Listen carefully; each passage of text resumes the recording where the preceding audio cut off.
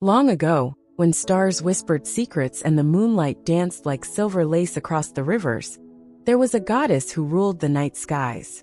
She was known as Lunaria, the butterfly moon. Her wings shimmered with the light of 1,000 fireflies, and her voice could calm storms. She guided dreams, softened the darkness, and wore a crown spun from stardust. But not all in the sky loved her. Among the stars, there was one who burned too fiercely, a jealous star. Once he had shone brightly, but when Lunaria took her place, the world gazed only at her silver glow. Envy twisted his heart until it grew as dark as the void around him. One fateful night, as Lunaria drifted low over the forested hills to visit her favorite meadow, struck. A blazing bolt of fire lanced through the sky, slicing her wings like paper. Screaming, Lunaria fell, her wings crumpling like faded butterflies. She landed in the heart of the forest, where moonlight could barely reach, and stars were distant and cold.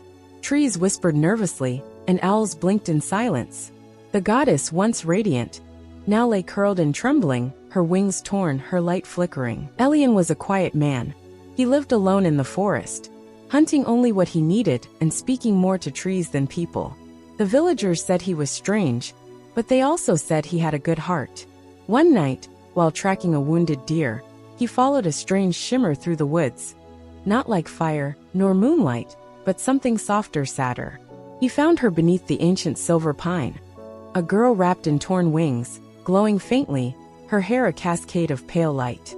Her eyes were shut, her skin cold. Without a word, Elian wrapped her in his cloak and carried her home. She slept for days. He tended her gently, as he would a wounded bird. When she awoke, she could not speak at first. Her voice was the hush of wind, the sigh of stars. But soon, she learned his name, and he learned hers. Luna, she told him, hiding her truth. In time they fell into rhythm. She helped him gather herbs, and he taught her to fish. She asked endless questions about the earth. What are raindrops? Why do leaves fall? Why do wolves sing to the moon? Elian never asked where she came from.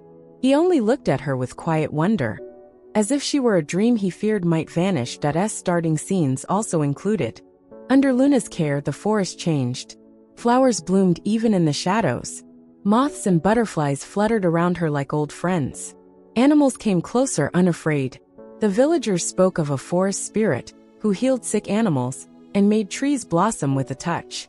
They left offerings, honey, milk, and silver coins at the forest's edge. Elian smiled but said nothing. Luna was no spirit. She was more. And less.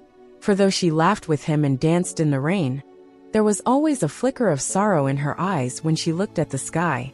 One night, when the stars were hidden and clouds wept, Luna sat beside Elian by the fire. I missed something, she whispered. What? He asked gently. I don't know, she said, eyes distant. Sometimes I dream of flying, of light, of cold silence and warmth all at once. I see silver wings. I feel them tear. Elian's hands froze around his teacup. He said nothing, only watched the fire crackle. I think I was someone else before, she said, but I don't want to remember. He reached out, brushing a strand of glowing hair behind her ear. Then don't. Stay here. Be Luna. But the forest knew. The trees rustled warnings, the wind hummed with worry. The sky was calling her back. One evening, as the sun bled behind the hills, a great white owl landed on their rooftop. It carried a message tied in starlight. Luna opened it with trembling fingers. Words shimmered. You are missed. The night has grown wild. Return before the balance is broken. The stars will forgive. But you must forget. Elian read the message silently. What does it mean? Luna looked at him, eyes glistening. If I return, I must leave everything. I must forget who I was here.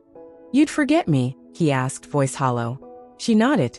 That is the price. He turned away, clenching his jaw. Then don't go. I have to, she said softly. I can feel it. The moon is fading. The night is confused. If I stay, the sky will fall. Elian stood, fists shaking.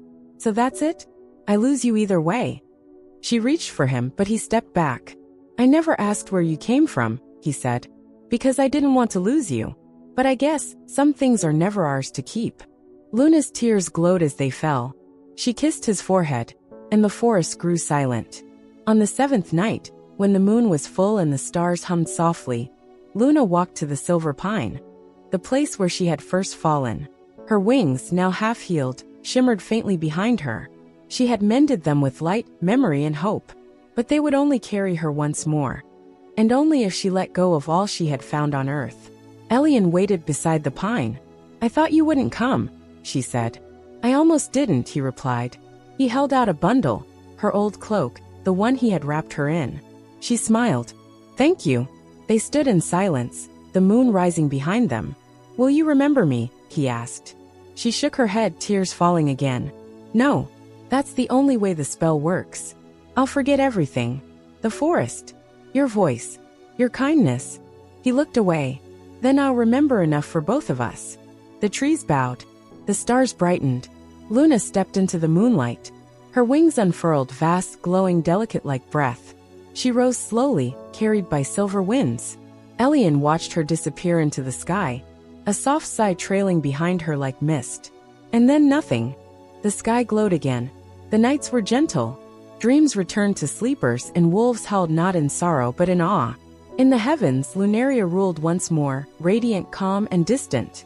But she never descended again. Still, on certain nights, when the wind is just right and the stars blink fondly, the villagers speak of a hunter who walks the woods alone, looking up at the moon. They say sometimes, the moon pulses faintly, like a heart remembering something it forgot. And butterflies, white and silent, often follow him.